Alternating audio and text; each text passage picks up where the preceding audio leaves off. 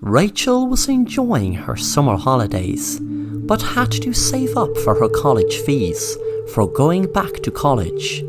Last summer Rachel worked in a bar and enjoyed it, but since this summer had a lockdown and most of the bars and all the clubs were shut, she had no choice of securing bar work this summer. It was when she was in her friend's house one night that her friend Susie recommended the platform OnlyFans. Rachel first thought it was a disgusting, sleazy site, but had to admit the way Susie was telling her about it seemed appetizing, and the best selling point was she could make a ton of money from the comfort of her own home.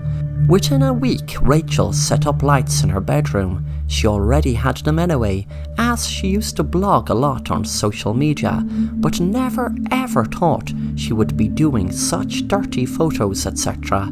She posted a few sexy photos, but nothing too explicit. Within a week, she was delighted to see that her followers were going up, and the first month she had made over 1,000 euros. After a while, she started posting exclusive content for her followers who would pay more, and she even got tips for no extra content. One night she received a very creepy message from a guy that paid her to pretend to slit her throat with a knife.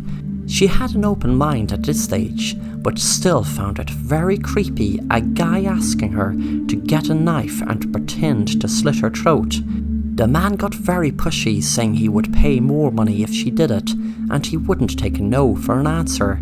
So she just spoke a little bit more and then blocked him. That night, Rachel was walking her usual walk she used to do around the block in the evening when she heard a noise. She thought it might have just been a dog or a cat, but looked anyway. There was nothing there. She kept walking until she heard it again. This time she froze, wondering, could someone be actually following her? Suddenly a man appeared and she jumped. Then she screamed when she saw a man pull out a knife and put it to her throat. He said, "You stupid little bitch."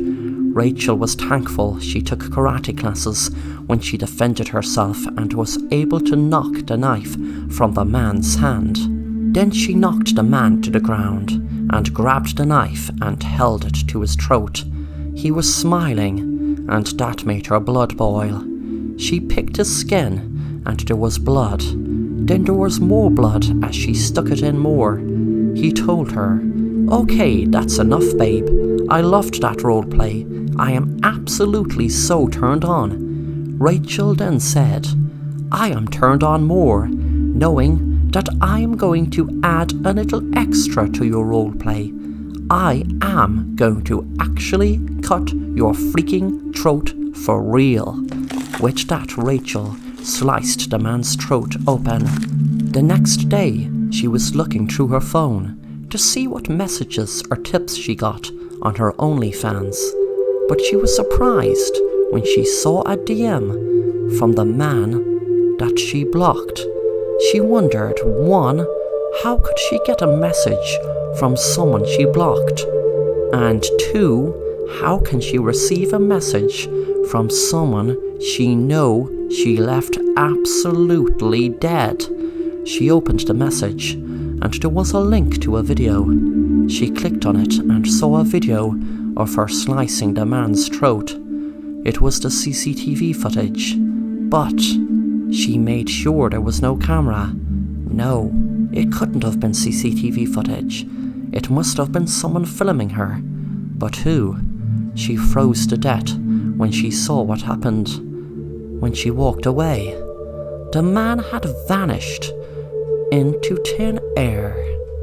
Suddenly she turned around when she felt like someone blowing into her neck.